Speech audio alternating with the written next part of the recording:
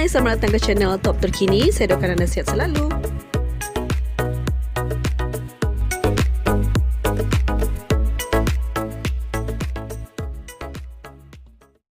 Pelakon dan penyanyi jelita Diana Daniel hanya mendengar cerita dan melihat rakan seperjuangan menjeruk rasa dan menderita apabila menjadi mangsa buli cyber.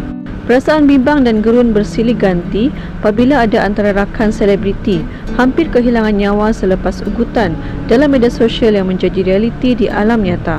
Apabila perkara sama menimpa diri selepas menerima ancaman rogol dalam media sosial, pelakon kacukan Melayu Inggeris itu enggan berdiam diri. Tegas Diana, tindakan sewajarnya perlu diambil supaya tidak ada pihak yang menormalisasikan perbuatan terkutuk kerana pada buli cyber jauh lebih bahaya dan mampu membawa maut. Buli cyber adalah satu jenayah dan ia tidak boleh dipandang remeh. Selepas terima ugutan rogol daripada individu terbabit, saya terus membuat hantaran di Instagram Story. Saya mahu individu berkenaan mohon maaf dan mahu masyarakat sedar perkara berkaitan ancaman tidak boleh dibuat main-main. Walaupun individu berkenaan sudah memohon maaf dan menjelaskan apa yang ditulisnya bukan dengan niat dan sekadar gurauan, namun atas tujuan keselamatan, saya tetap buat laporan polis. Cuma saya belum berkesempatan berbuat demikian. Bukanlah sengaja nak melengah-lengahkan proses ini, tapi saya sibuk di lokasi penggambaran ketika ini.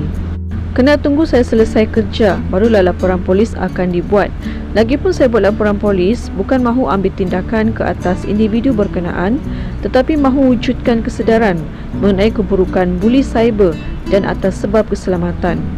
Menjadikan kes yang berlaku ke atas pelakon Kamal Adli yang diserang hingga cedera parah, pemilik nama lengkap Diana Daniel Denny Bison, turut berharap tindakannya itu dapat membuka mata banyak pihak supaya melakukan perkara yang sama apabila berdepan serangan pribadi dalam media sosial. Saya tak boleh nak buat andaian sendiri seperti menganggap ugutan sebagai suatu gurauan. Ini kerana selain tidak mengenali mereka, saya juga tidak tahu tahap mana kestabilan mental individu yang membuat ugutan. Ingat tak kes Kamal yang cedera tahun lalu? Sebelum itu dia pernah beberapa kali menerima ugutan sebelum insiden serangan berlaku.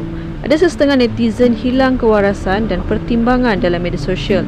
Kalau saya buka mesej peribadi di IG, entah berapa banyak foto dan mesej lucah dihantar oleh individu yang tak dikenali. Orang sekarang bukan kira status isteri orang atau tidak.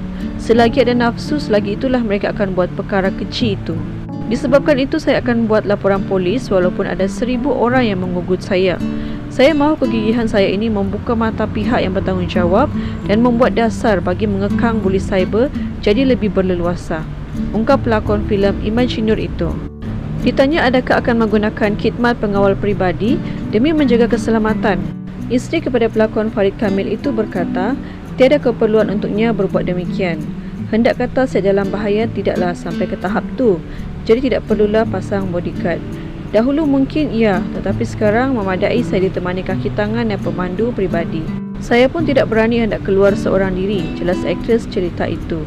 Terdahulu isu timbul selepas Diana mendedahkan mesej daripada individu yang berani meluahkan keinginan untuk mencabul kehormatan dirinya melalui ruang soal jawab yang dibuka di IG.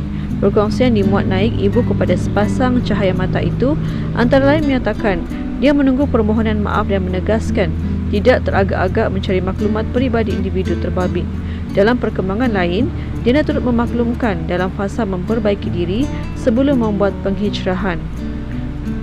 Sehubungan itu, Diana berkata sebagai permulaan dia akan membuka perniagaan pakaian muslimah sebagai persediaan untuk ke arah itu. Kalau mahu berhijrah, saya tak mahu ia dibuat secara drastik. Biarlah ia berlaku secara perlahan-lahan namun pasti. Dengan adanya bisnes berkaitan pakaian muslimah, secara tidak langsung ia akan lebih mendekatkan diri saya ke arah itu. Bukan sahaja busana muslimah, tapi saya juga bercadang menjual buku agama kerana ketika ini agak sukar untuk mencari buku agama, terutamanya untuk kanak-kanak. Kalau boleh saya berhijrah bukan sekadar penampilan, tetapi termasuklah aspek kerohanian. Doakan yang baik-baik, moga hati saya tidak berbolak-balik. Saya tahu untuk melakukan kebaikan dugaannya sangat besar dan mencabar, katanya. Tahun ini menyaksikan Diana kembali aktif dalam dunia lakonan dan bakal muncul dengan 2 filem. Selepas meledak dengan lagu Bersama dengan Rindu, Diana juga bakal masuk studio untuk pembikinan single baru. Terima kasih sudah like, comment and subscribe.